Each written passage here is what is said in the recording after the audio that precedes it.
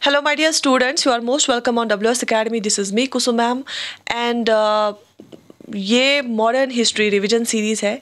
इससे पहले हमने 3 लेक्चर्स किए। इसमें एक तो मैंने प्रीवियस लेक्चर में हमने 1857 रिवोल्ट का इन डिटेल डिस्कशन किया। उससे पहले हमने गवर्नर जनरल्स ऑफ इंडिया जितने भी हैं उनके टेन्योर में क्या क्या हुआ वो हमने देखा। उससे पहले हमने इंडियन नेशनल कांग्रेस के जितने भी सेशंस हुए थे टिल 1947 वो देखे, ठीक है, और उनकी इंपॉर्टेंस देखी। आज के लेक्चर में हम करेंगे roll out act and Jallianwala Bagh massacre जो हुआ। ये दोनों चीज़ें कब हुई थी? 1919 में। तो 1919 वाला डेट आपको याद रखना है। 1919 में roll out act and Jallianwala Bagh massacre ये 2 चीज़ें हुई थी, तो इसके बारे में आज हम पढ़ेंगे। So let's begin. चले। And thank you so much for your lovely response, all the respect and love. Thanks a lot. So चलिए स्टार्ट करते हैं। The Rollout Act was passed in March 1919 by the Central Legislative Council to control the militant nationalist struggles and curtail the liberty of the people. देखो जो roll out act है ना, roll out act कब पास हुआ था? सबसे पहली बात, रोल आउट एक्ट पास हुआ था मार्च 1919 में, ठीक है। रोल आउट एक्ट पास हुआ था मार्च 1919 में। किसने किया था पास इसको? सेंट्रल लेजिस्लेटिव काउंसिल ने। सेंट्रल लेजिस्लेटिव काउंसिल ने इसको पास किया था, इस एक्ट को। क्यों? जो मिलिटेंट नेशनलिस्ट्स थे, जो चाहते थे फिर वो हार्ड मेथड्स से, जो चाहते थे कि हम ब्रिटिश को ओवरथ्रो करना है, एक्सट्रीमिस्ट्स थे भी, जो एक्सट्रीम थे, जो मिलिटेंट नेशनलिस्ट थे, उनको कंट्रोल करने के लिए ये एक्ट लाया गया। और सो दैट कि लोगों की लिबर्टी कर्टेल हो जाए। क्यों? अगर लोगों के पास लिबर्टी रहेगी, वो न्यूज़पेपर में भी देंगे, वो ब्रिटिशर्स के खिलाफ लिखेंगे, ठीक है, और ये फैलता जाएगा और फिर एक नेशनलिस्ट मूवमेंट इनके खिलाफ जाएगी, ब्रिटिशर्स के खिलाफ। तो लोगों की लिबर्टी को कम करने के लिए और मिलिटेंट नेशनलिस्ट्स को कंट्रोल करने के लिए, क्योंकि वो डिफरेंट, आपको पता होगा कि भगत सिंह, राजगुरु, ठीक है, वो क्या करते थे? वो अटैक्स करते थे इन पे। तो उनको कंट्रोल करने के लिए, या जो भी कोई इनके खिलाफ लिखता था उनको कंट्रोल करने के लिए इन्होंने रोल आउट एक्ट लाया, ठीक है। The bill provided for speedy trial of offences by special court and had no appeal. उन्होंने बोला कि जो जितने भी ये ऑफेंसेस, जो भी ये गलतियां करेगा इस तरह की, उन ऑफेंसेस के लिए एक स्पेशल कोर्ट में जो है स्पीडी ट्रायल होगी, मतलब कि बहुत तेज़ी से, तो सो दैट कि अगर ट्रायल तेजी से होगा तो सज़ा भी जल्दी सुनाई जाएगी। और इस केस में कोई अपील भी नहीं कर सकता है, that it had no appeal. तो अगर आपको कोर्ट कोई सज़ा सुनाएगा, आपको अपील करने का मौका नहीं दिया जाएगा हायर अथॉरिटी के पास, ठीक है। तो ये एक ब्लैक एक्ट माना जाता था। The provisional government had powers to search the provincial government had powers to search a place and arrest a suspected person without warrant. जो provinces में जो गवर्नमेंट थी, इस एक्ट ने उनको ये पावर दिया कि आप किसी भी जगह पे सर्च कर सकते हैं और किसी भी फिर पर्सन को अरेस्ट कर सकते हैं विदाउट एनी वारंट, ठीक है। अगर आपके पास कोई वारंट भी नहीं है, आप ऐसे जाके प्रोविंशियल गवर्नमेंट ऑर्डर कर सकता है कि आप इस जगह पे रेड डालो और अरेस्ट करो, ठीक है। तो वारंट की भी जरूरत नहीं है। इससे क्या हुआ कि these gave unbridled power to the government to arrest and imprison suspects without trial for 2 years. इससे क्या हुआ कि जो प्रोविंशियल गवर्नमेंट थी, प्रोविंसेस में गवर्नमेंट थी, उसको इस एक्ट ने उस गवर्नमेंट को बहुत ही ज़्यादा पावर दिया। किसके लिए? अरेस्ट करने के लिए और इम्प्रिजन करने के लिए। किनको? जो सस्पेक्ट थे। सस्पेक्ट हम बोलते हैं जिस पे हमें शक हो, मतलब ज़रूरी नहीं है जिस पे हमें शक हो कि उसने कुछ जुर्म किया होगा, तो वो जुर्म फिर कोर्ट में ही साबित होता है। लेकिन इस एक्ट ने प्रोविंशियल गवर्नमेंट को ये पावर दिया कि आप सस्पेक्ट्स को क्या कर सकते हो? अरेस्ट कर सकते हो, उनको इम्प्रिजन कर सकते हो विदाउट एनी ट्रायल 2 साल के लिए। तो आप सस्पेक्ट्स को विदाउट एनी ट्रायल इम्प्रिजन कर सकते हो 2 साल के लिए, और गवर्नमेंट को अथॉरिटी दी, आप किसी भी प्लेस पे रेड डाल के सर्च कर सकते हो, अरेस्ट कर सकते हो पर्सन को विदाउट एनी वारंट। तो इसने बहुत ही ज़्यादा पावर दिया एक तो प्रोविंशियल गवर्नमेंट को, और स्पेशली किसको दिया फिर? इंटर्न पुलिस को, क्योंकि पुलिस ही ये काम करता है ना। तो पुलिस को बहुत ज़्यादा पावर दिया इस एक्ट ने। It caused a wave of anger in all sections spreading a countrywide agitation by Gandhi ji. तो हर एक सेक्शन में क्या हुआ? गुस्सा हुआ इसका। हर एक सेक्शन नाराज़ हो गया इस एक्ट की वजह से। इवन जो गवर्नमेंट काउंसिल्स में भी थे इंडियंस, उन्होंने भी इसका अपोज किया और कंट्री वाइड इसकी एजिटेशन की ये फैल गई, और गांधी जी ने भी इसके खिलाफ बहुत आवाज़ उठाई। And marked the foundation of non cooperation movement. और जो इसकी एजिटेशन, इस 1919 एक्ट के खिलाफ जो एजिटेशन स्टार्ट हुई, उसी मूवमेंट, वही मूवमेंट बन गई फिर non cooperation movement. That means non cooperation movement जब हम आगे पढ़ेंगे आपको अब पता चला कि उसका बेसिक काज क्या था, उसका मेजर काज क्या था। उसका मेजर काज था रॉलॉट एक्ट ऑफ 1919, इसको हम ब्लैक एक्ट भी बोलते हैं। Gandhi ji organised the Satyagraha on 14 फरवरी 1919। तो गांधी जी ने इस एक्ट के अगेंस्ट एक सत्याग्रह ऑर्गेनाइज किया, कब? 14 फरवरी 1919 को। ठीक है, अच्छा। On 8 April 1919 Gandhi ji was arrested. तो 8 अप्रैल को फिर गांधी जी को क्या किया गया? 8 अप्रैल 1919 को गांधी जी को क्या किया गया? अरेस्ट किया गया। ठीक है। Jallianwala Bagh massacre, also called massacre, ये तो था रॉलॉट एक्ट। अब आपको समझ आया एक्ट क्या, ये रॉलॉट एक्ट क्यों खतरनाक था, क्यों उसको ब्लैक एक्ट कहा जाता था, और रॉलॉट एक्ट किसका बेस बना? नॉन कॉपरेशन मूवमेंट का। ठीक है, और 1919 में आया। अब देख लीजिए, जलियांवाला बाग मैसेकर भी 1919 में हुआ। वो क्या था? Jallianwala Bagh massacre, also called the massacre of Amritsar. तो इसको बोलते हैं कि जो खून खराबा हुआ जलियांवाला बाग में, इसको मैसेकर ऑफ अमृतसर भी बोलते हैं, क्योंकि ये अमृतसर में ही है Jallianwala Bagh. It was an incident in which British troops fired on a large crowd of unarmed Indians in an open space known as Jallianwala Bagh in Amritsar. ठीक है, इन पंजाब। देखो, पंजाब में एक जगह है अमृतसर, वहाँ पे जलियांवाला बाग है। वहाँ पे ब्रिटिश ट्रूप्स ने फायरिंग की लार्ज क्राउड पे, और वो क्राउड क्या था? अनआर्मड इंडियंस थे, मतलब इंडियंस थे विदाउट एनी वेपन्स। वहाँ इंडियंस थे, खुली स्पेस में थे, एक बाग में। तो वहाँ जलियांवाला बाग में, वो अमृतसर में है, वहाँ पे उनने फायरिंग की। ठीक है, अप्रैल 13 को, कब? ये डेट आपको याद रखनी है। 13 अप्रैल 1919 marked a turning point in the Indian freedom struggle. ये 13 अप्रैल क्यों टर्निंग पॉइंट बना? 13 अप्रैल 1919 को ही ये जलियांवाला बाग मैसेकर हुआ। It was Baisakhi that day. Baisakhi एक फेस्टिवल होता है ना, हार्वेस्ट फेस्टिवल होता है। तो ये बैसाखी था उस टाइम पे, सोविंग हार्वेस्ट फेस्टिवल है। ठीक है, it was a Baisakhi that day, A harvest popular in Punjab and parts of north India. North India में बैसाखी को बहुत जोश खरोश से मनाया जाता था, बनाया जाता है अभी भी, स्पेशली पंजाब, है ना। तो बैसाखी का दिन था। लोकल रेजिडेंट्स जो थे अमृतसर में, उनने डिसाइड किया to hold a meeting that day to discuss and protest against the confinement of Satyapal Malik and Saifuddin Kitchlew. आपको इन दो का नाम याद रखना है, सत्यापाल मलिक और सैफुद्दीन किचलू। उसी बैसाखी के दिन वहाँ के रेजिडेंट्स ने बोला हम एक मीटिंग रखेंगे, उस मीटिंग में हम डिस्कस करेंगे कि इनका अरेस्ट क्यों किया गया, सत्यापाल मलिक और सैफुद्दीन किचलू को। Two leaders fighting for independence and implementation of the Rowlatt act. देखो, ये रॉलॉट एक्ट आया था ना, तो इसी के खिलाफ इन दोनों ने प्रोटेस्ट किया था, सैफुद्दीन किचलू और सत्यापाल मलिक ने। तो फिर इनको अरेस्ट किया गया। तो उनके अरेस्ट करने पे ही ये मीटिंग थी। Which armed the British government with powers to detain any person without trial. आपको पता है रॉलॉट एक्ट तो विदाउट ट्रायल कोई भी पर्सन अरेस्ट कर सकते हैं। तो इसी के खिलाफ इनने आवाज़ उठाई थी, सैफुद्दीन किचलू और सत्यापाल मलिक। अब इनको अरेस्ट किया था। इनकी कन्फाइनमेंट को डिस्कस करने के लिए ये कुछ रेजिडेंट्स मिले थे वहाँ पे। The crowd had a mix of man, women and children. क्योंकि बैसाखी का दिन था, वहाँ पे बाकी वुमेन और बच्चे भी खेल रहे थे, और कुछ मैन भी थे जो बिल्कुल बैसाखी मनाने आए थे। क्योंकि they all gathered in a park called Jallianwala Bagh. तो उस पार्क को हम जलियांवाला बाग बोलते हैं। Walled on all sides but for a few small gates against the orders of the British. तो ये क्या थे? ये जो जलियांवाला बाग है, इसको ऑल साइड से क्या करके है, दीवार बना के हैं, और कुछ गेट्स है इसके पास, और एक गेट लगा के, मतलब ये बंद करके हैं इर्द गिर्द around. The protest was a peaceful one and the gathering included pilgrimage visiting the golden temple who were mercilessly merely passing through the park and some who had not come to protest। Baisakhi का दिन था, वहाँ पे आपको पता है वहाँ पे गोल्डन टेम्पल है, कुछ लोग तो गोल्डन टेम्पल गए थे, फिर वहाँ से ही वो पार्क में घूमने आए, लेकिन वहाँ पे कुछ मीटिंग भी चल रही थी, लेकिन वो पीसफुल थी, तो वो भी वहाँ पे शामिल थे। While the meeting was on, Brigadier General Dyer who had crept up to the scene, wanted to teach the public assembled a lesson, ordered 90 soldiers he had brought with him to the venue to fire on the crowd.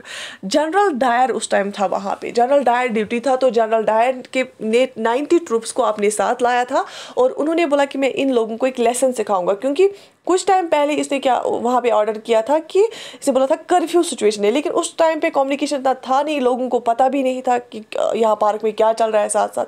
तो उन 90 troops को इसने order दिया कि आप firing करो उन पे, अनआर्म्ड क्राउड पे। Many tried to vain to scale the walls of escape, many jumped in the well located inside the park. कुछ लोगों ने वहाँ पे एक वेल था वहाँ पे जंप किया, पार्क के इनसाइड एक वेल था, कुछ लोगों ने भागने की भी कोशिश की। The protest was peaceful. अच्छा ये तो हमने पढ़ा, ठीक है। तो बेसिकली वो इस बाग के इर्द गिर्द क्या थी, दीवार थी, गेट था। अब दीवार से गेट पे डायर था ट्रूप्स लेके, तो दीवार से कहाँ से भागते, कुछ ने तो जंप करने की कोशिश भी की, ठीक है। उसके बाद रेस्पॉन्स क्या रहा, तो वहाँ पे बहुत सारे मरे भी और बहुत सारे जख्मी भी हुए। रेस्पॉन्स क्या था इंडियंस का? This tragedy came as a rude shock to Indians and totally destroyed their faith in the British system of justice. Obviously ये इंसिडेंट देख के सब शॉक हो गए। National leaders condemned the act and Dyer unequivocally, ठीक है। तो national leader जो है उन सब ने इस रोल आउट एक्ट और डायर को कंडम किया, इसकी मजम्मत की। Nobel laureate Rabindranath Tagore in his letter of protest renounced the knighthood conferred on him, condemned the brutal act of Britishers। तो यहाँ पे ये पॉइंट आपको याद रखना है, रविंद्रनाथ टैगोर ने अपना नाइटहुड अवार्ड जो उसको मिला था वो क्या किया, वो रिनाउंस किया, वो उनको वापस कर दिया इसी प्रोटेस्ट में कि आपने जलियांवाला बाग मैसेकर क्यों ऐसे बेवजह ये मारे लोग, ठीक है। तो रविंद्रनाथ टैगोर ने अपना नाइटहुड अवार्ड छोड़ा, renounce किया इसी के।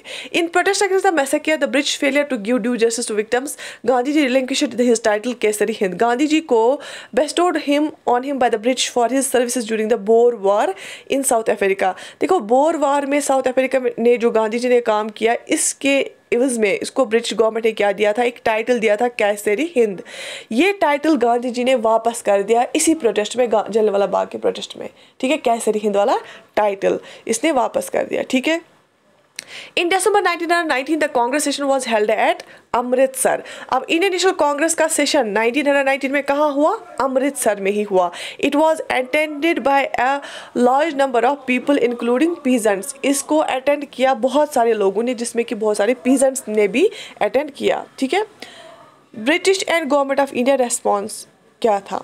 अब पहले इसमें आपने क्या दो चीज़ें इंपॉर्टेंट चीज़ें याद रखी कि रविंद्रनाथ टैगोर ने अपना नाइटहुड अवार्ड छोड़ा और गांधी जी ने अपना केसरी हिंद टाइटल छोड़ा।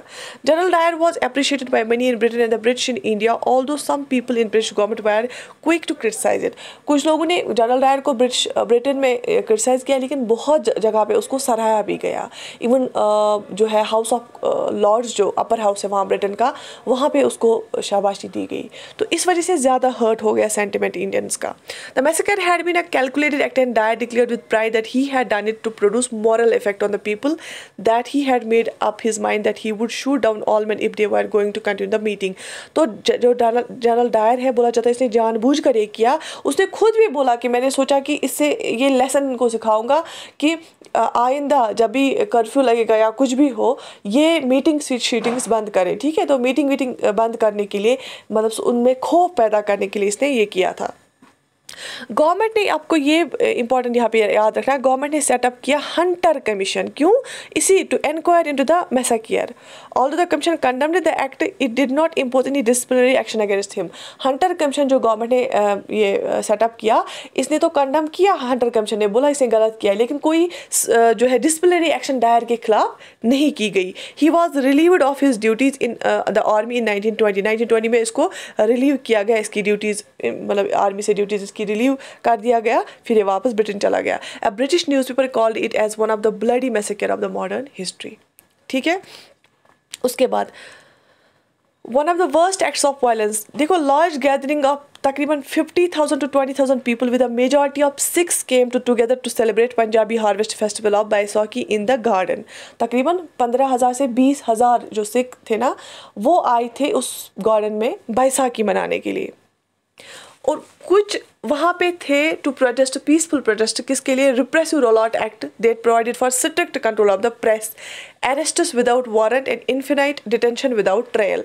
तो जो रोल आउट एक्ट है उसके खिलाफ कुछ आए थे क्या करने के लिए? प्रोटेस्ट करने के लिए, क्योंकि सैफुद्दीन किचलू और सत्यपाल मलिक को भी उसके कन्फाइनमेंट को भी डिस्कस करने के लिए। तो people were unarmed and British surrounded them and opened fire brutally। Obviously वहाँ पे जो लोग थे उनके पास कोई वेपन तो था नहीं, लेकिन ब्रिटिश ने क्या ऐसे ही फायरिंग करी वहाँ पे।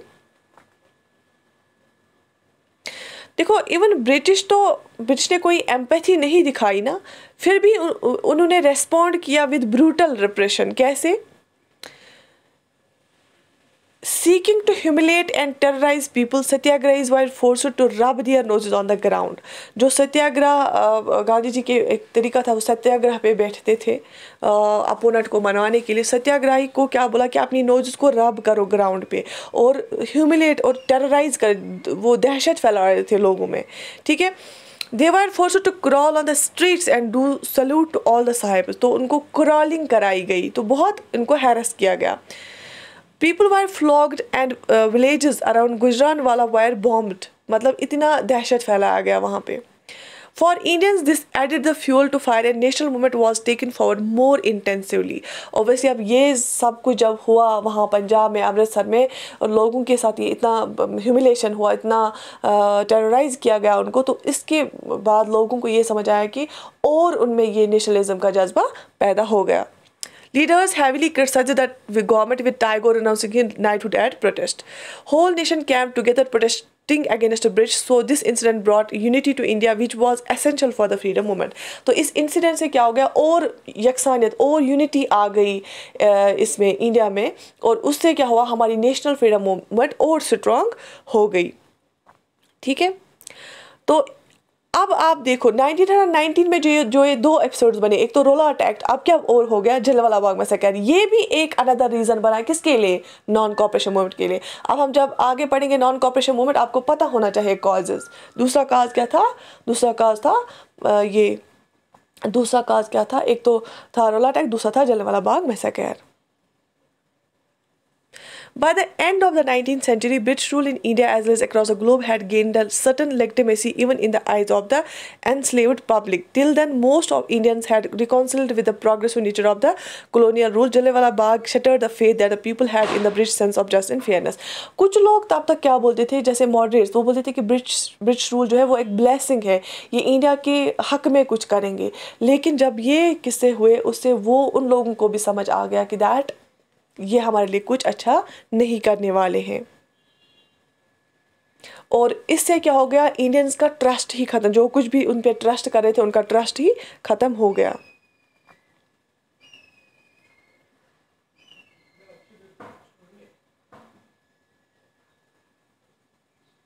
ठीक है। तो इससे जो लोग अभी तक ब्रिटिश को एज अ ब्लेसिंग समझते थे, उनको भी समझ आ गया कि इन्होंने हमारा ट्रस्ट ही तोड़ा। अब अनआर्म्ड लोगों पे, बच्चे थे, वुमेन थी वहाँ पे, उन पे फायरिंग की। तो इससे क्या हो गया? फिर एक पूर्ण स्वराज की जो डिमांड थी वो एक्टिवली स्टार्ट हो गई। मतलब कंप्लीट फ्रीडम हमें चाहिए। तब तक मॉडरेट्स बोलते थे कि हमें ब्रिटिश सेटअप में ही कुछ रिलैक्सेशन दो, कुछ हमारा कुछ डिमांड्स है हमारी, वो पूरी करो, आप चाहे रूल ही करो। लेकिन जब ये ट्रेजेडी हो गई और उससे पहले रोल आउट एक्ट आया था, इस वजह से फिर लोगों को समझ आया नहीं, ये हमारी आवाज़ को दबा रहे, हमारी फ्रीडम को कर्टेल कर रहे, अब हमें क्या चाहिए? तो पूर्ण स्वराज जो डिमांड है वो एक्चुअली फिर आ गई सामने। और ये दो जो मैंने आपको आज पढ़ाए, रोल आउट एक्ट और जलियांवाला बाग मैसेकर, ये 2 बेसिस बनी नॉन कॉपरेशन मूवमेंट की, जो कि फिर 1920 में स्टार्ट हो गई। तो ये आज हमने 1919 का पढ़ा और 1920 में नॉन कॉपरेशन मूवमेंट स्टार्ट हुई, वो उसका बेस यही था, ठीक है। तो आई होप ये 2 चीज़ें, जो रोल आउट एक्ट और जलियांवाला बाग मैसेकर, ये आपको कभी नहीं भूल जाएगा। अब आपको जो है रिवीजन इससे हो गया अच्छे से। तो बाकी I wish you all the best. बाकी जितने भी पॉइंट्स इसमें और रिवाइज आपको हो जाएंगे, वो MCQs में जब लाती हूँ तो उसके थ्रू हम करेंगे। नेक्स्ट लेक्चर में हम बाकी टॉपिक्स कवर करेंगे। नेक्स्ट कुछ लेक्चर्स में सारी मॉडर्न हिस्ट्री हम इसी तरह से रिवाइज करेंगे। बाकी इंडियन पॉलिटी के भी रिविजन लेक्चर्स में दे रही हूँ। जुड़े रहो यूट्यूब चैनल के साथ, WS अकेडमी की यूट्यूब चैनल के साथ। किसी भी बच्चे को अगर बैच में ज्वाइन होना है, VLW का बैच अभी चल रहा है, उसकी रजिस्ट्रेशन ओपन है। JKS का बैच भी चल रहा है, उसकी भी रजिस्ट्रेशन ओपन है। आप उसमें WS अकेडमी की ऐप डाउनलोड करके वहाँ पे रजिस्टर करके जुड़ सकते हो। अपना अगर आपको जो है English grammar, computer, math, reasoning ठीक करना है, आपको VLW बैच में आना है फिर। और अगर आपको जनरल स्टडीज़ इन जनरल या सिविल सर्विस के लिए आप तैयारी कर रहे हैं, तो उसके लिए हमारा JKS वाला बैच हमने रिसेंटली लॉन्च किया, आप उसमें भी ज्वाइन कर सकते हैं। बाकी I wish you all the best, take very good care of yourself. अल्लाह हाफिज़।